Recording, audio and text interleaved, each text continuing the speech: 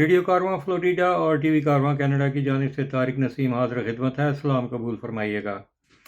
سامعین اور ناظرین۔ آج کا ہمارا موضوع ہے کہ پاکستان میں مذہبی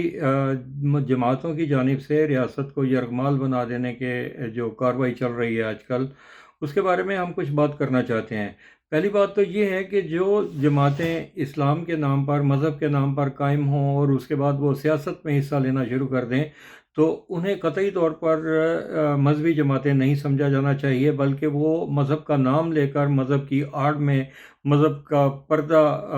لگا کر اس کے پیچھے وہ سیاستی کر رہے ہوتے ہیں، اور مقصد یہ ہوتا ہے کہ عوام کے مذہبی جذبات کو بھڑکا کر ان سے کسی طریقے سے ووٹ لیا جائے۔ جیسے کہ اس وقت تحریک لبیک جو کچھ کر رہی ہے پاکستان میں، یہ خادم رضوی صاحب نے اسے بظاہر اس طرح سے جماعت کو منظم کیا تھا کہ یہ ہم عشق رسول سے سرشار ایسے نوجوانوں کو اکٹھا ہم نے کیا ہے کہ جو ناموس رسالت کے تحفظ کے لیے کیے گئے ہیں۔ اس سے پہلے یہ ساری کارروائی جو ہے وہ مولانا فضل الرحمان صاحب فرما چکے ہیں کہ جن کے جلسوں کے نام اسی طرح سے ہوا کرتے تھے: تحفظ ناموس رسالت، ختم نبوت، شوکت اسلام کانفرنس، اور اس میں وہ سارا جو زور ہے وہ سیاست کے اوپر لگایا کرتے تھے۔ اسی بات کو کاپی کرتے ہوئے مولانا خادم رضوی مرحوم نے یہ ایک جماعت کی داغ پہ ڈالی، اور تمام عاشقان رسول کو اس بات کا انہوں نے ایک طرح سے لقمہ دیا کہ ہم تحفظ ناموس رسالت کے نام پر اکٹھے ہوئے ہیں، اور یہ ہمارا دینی فریضہ ہے کہ ہم جہاں جہاں بھی ناموس رسالت کی بات آئے ہم وہاں پر کھڑے ہوئے ہوں گے۔ میں نے اس میں یہ دیکھا کہ بہت زیادہ ایسے پڑھے لکھے، تعلیم یافتہ، باشعور، دانشور طبقہ بھی ان کی اس بات کے بھرے میں آ گیا، کیونکہ وہ کون بدبخت ہو سکتا ہے، وہ کون مسلمان ہو سکتا ہے کہ جو عشق رسول کے جذبے سے سرشار نہ ہو، لیکن اس بات کو کسی طریقے سے کریڈٹ لینے کے لیے، کیش کروانے کے لیے جو بھی کچھ انہوں نے عوام کے ساتھ کیا، وہ دھرنے ہوں یا مار پیٹ ہو یا لوگوں کے روزگار کا واحد ذریعہ ٹیکسی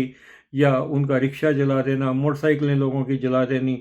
مجھے یہ سمجھ میں نہیں آتا کہ یہ آپ کس جگہ پر ناموس رسالت کو خطرہ لاحق ہوا اور کس جگہ پر جا کر آپ لوگوں کے اوپر غصہ اتار رہے ہیں۔ ابھی ایک نون لیگی رہنما نے اسمبلی میں تقریباً روتے ہوئے کہا کہ جناب جتنا بھی فرانس کا قرضہ ہے وہ ہم اپنی جائیدادیں بیچ کر اتار دیں گے۔ تو بسم اللہ کیجئے آپ کے قائد میاں نواز شریف صاحب کافی اربوں کی جائیداد سمیٹ کر لندن میں بیٹھے ہوئے ہیں، آپ ان سے کہیں کہ وہ آپ کے امام ہیں، وہ اس سلسلے میں بسم اللہ کریں اور قرضہ اتاریں، اور فرانس کا قرضہ جو ہے وہ اپنی جائیدادیں بیچ کر وہ اتاریں، اور اس کے بعد لیکن یہ قرض اتارو ملک سنوارو کے نام پر وہ انہوں نے، یہ انہی کے امام میاں نواز شریف صاحب تھے جنہوں نے سمندر پار پاکستانیوں کو چونا لگایا تھا۔ جس وقت وہ وزیر اعظم بنے تو وہ جدہ تشریف لائے، جدہ آ کر انہوں نے کونسل جنرل کی رہائش گاہ پر وہاں ممتاز پاکستانیوں کے ایک اجتماع سے خطاب کیا، اور انہوں نے اس وقت بڑی جذبات میں آ کر یہ تقریر کی کہ میں پاکستان کے لیے بہت کچھ کرنا چاہتا ہوں، اور میں یہ چاہتا ہوں کہ پاکستان کا سارا قرضہ اتار دیا جائے، اور اس کے بعد ہمارا ملک جو ہے وہ معاشی ترقی کے راستے پر گامزن ہو جائے گا۔ یہ ساری تقریر اس وقت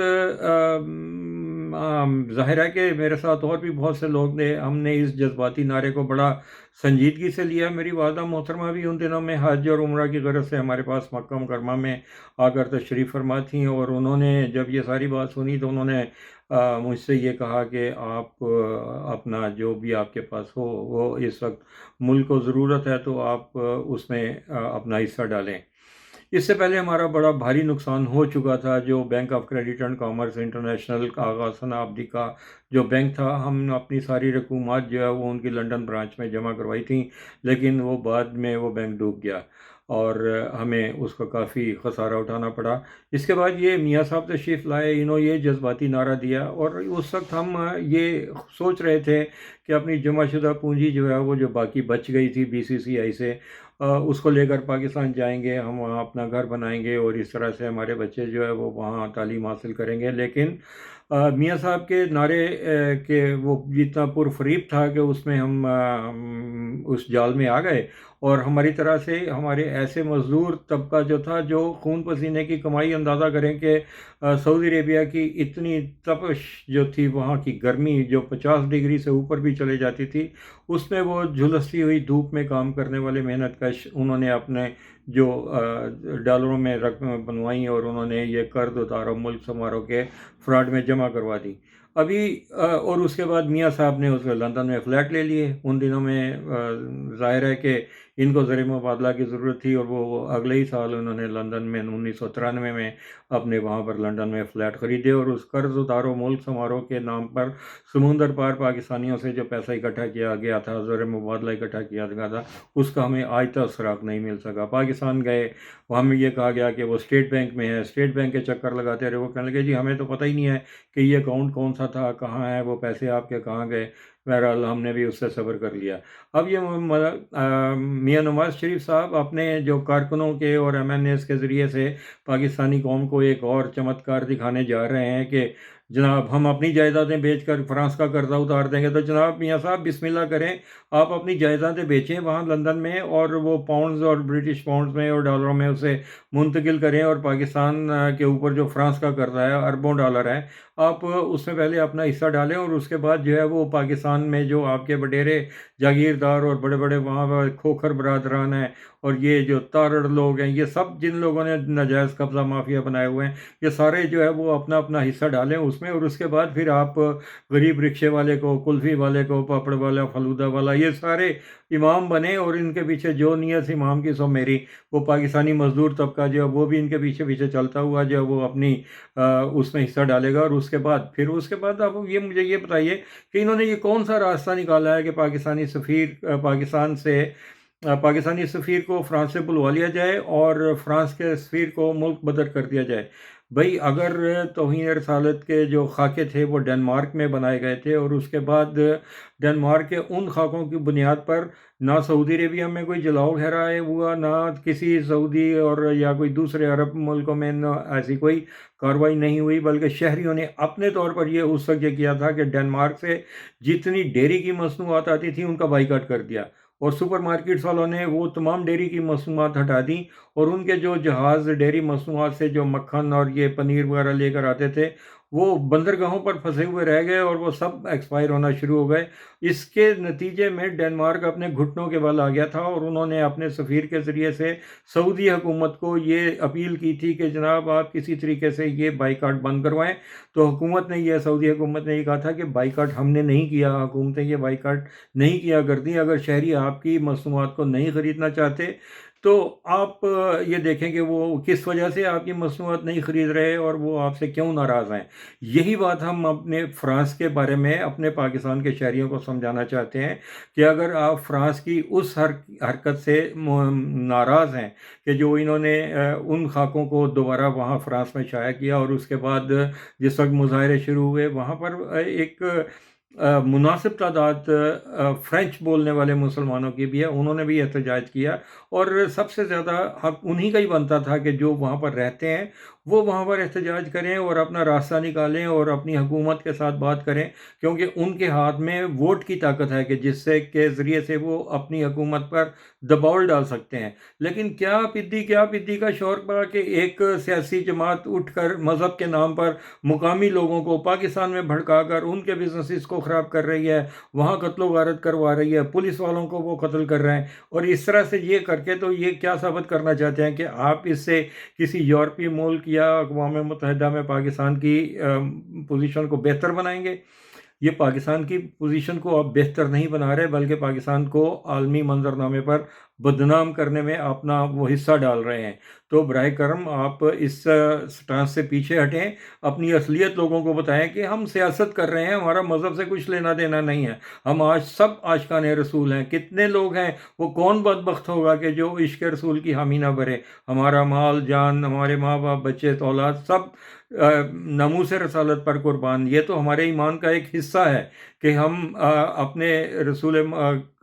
کریم صلی اللہ علیہ وسلم نام پر اپنی جان نچھاور کرنے کے لیے تیار رہتے ہیں، لیکن اس کا یہ مطلب نہیں ہے کہ آپ اپنے لوگوں کو مروائیں۔ آپ مجھے یہ بتائیے کہ ناموس رسالت کے نام پر جس وقت فتح مکہ ہوا تو کتنے لوگوں نے جا کر طائف کو تہس نہس کیا تھا؟ اگر وہ چاہتے تو وہ جو طائف کے لوگ کوڑا گرایا کرتے تھے اور پتھر مارتے تھے ہمارے پاک نبی پاک صلی اللہ علیہ وآلہ وسلم پر، ان کے جا کے گھروں کو جلا دیتے، وہاں سے سارے شہر کی اینٹ سے اینٹ بجا دیتے، لیکن کچھ ایسا ہوا کبھی نہیں ہوا، بلکہ انہوں نے عفو و درگزر کی پالیسی پر عمل کیا، اور اس کے بعد آپ یہ دیکھ لیجئے کہ الحمدللہ وہ سب کے سب مسلمان ہوئے۔ اگر آپ اپنے حسن کردار سے کسی کے اوپر امپریشن دینا چاہتے ہیں تو صبر و تحمل کا مظاہرہ کریں، اور اگر آپ کسی ملک کی کسی پالیسی سے ناراض ہیں تو آپ ان کی مصنوعات کا بائیکاٹ کریں۔ اب فرانس کے بنے ہوئے، جو فرانس کے ایک فلیگ ہولڈر ایک بسکٹ پاکستان میں تقسیم ہو رہے تھے،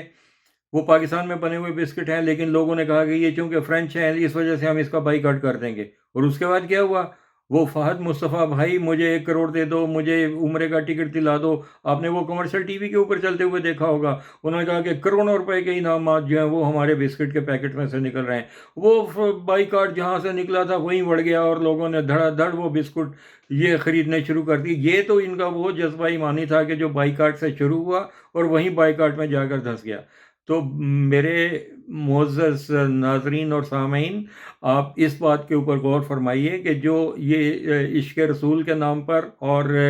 تحفظ ناموس رسالت کے نام پر آپ لوگوں کو نقصان پہنچا رہے ہیں، ان کا دین اسلام سے یا ناموس رسالت سے کچھ لینا دینا نہیں۔ یہ وہ لوگ ہیں کہ جو ڈگڈگی بجا کر تماشا دیکھتے ہیں، اور اس کے بعد جو ہے وہ اپنی لگائی ہوئی آگ کے اوپر ہاتھ سینکتے ہیں اور اپنی جیبیں گرم کرتے ہیں۔ اب ان کے لیے بہتر راستہ یہی ہے کہ یہ اپنی اس گندی سیاست سے باز آئیں اور لوگوں کو امن اور چین کے ساتھ رہنے دیں۔ ہمارے وزیر اعظم آلریڈی جو ہے وہ عالمی منظرنامے پر تحفظ ناموس رسالت کے بارے میں UN میں جا کر تقریر کر چکے ہیں، اور اس سلسلے میں ترکی اور عالم اسلام کی جو دیگر جماعتیں ہیں اور جو ہماری آرگنائزیشنز ہیں ان کے سے مل کر یہ ایک ایسا جامع منصوبہ بنایا جا رہا ہے کہ جس طرح سے ہم جیوز کے جو ان کے جو قتل عام ہوا تھا ان کا ہٹلر کے ہاتھوں، اس کے بارے میں کوئی بات نہیں کر سکتے یا اس کے بارے میں کوئی بات کرنا جرم قرار پاتا ہے، اسی طرح سے نبی کریم صلی اللہ علیہ وسلم کی شان میں گستاخی کو بھی ایک ایسا ہی جرم تصور کیا جائے اور اس کو آزادی اظہار رائے سے منسلک نہ کیا جائے۔ تو میرے پیارے پاکستانیوں، بھائیوں، آپ جہاں پر بھی ہیں اس بات کو آپ اپنے پلے سے باندھ لیجئے کہ ناموس رسالت کے نام پر یہ اس طرح سے بھڑکانے والی جماعتوں سے آپ دور رہیے۔ آپ جہاں جہاں پر بھی ہیں، اگر آپ کسی بات کو ناپسند کرتے ہیں جس ملک کی بھی ہے تو آپ اس ملک کی مصنوعات کا بائیکاٹ کرتے ہیں، آپ کا $1 بھی ہے جو وہ بھی بہت دور تک جائے گا۔ میری طرف سے آج اتنا ہی۔ طارق نسیم کو اجازت دیجیے۔ ہمارا آپ کا اعلیٰ حافظ۔ پاکستان زندہ باد۔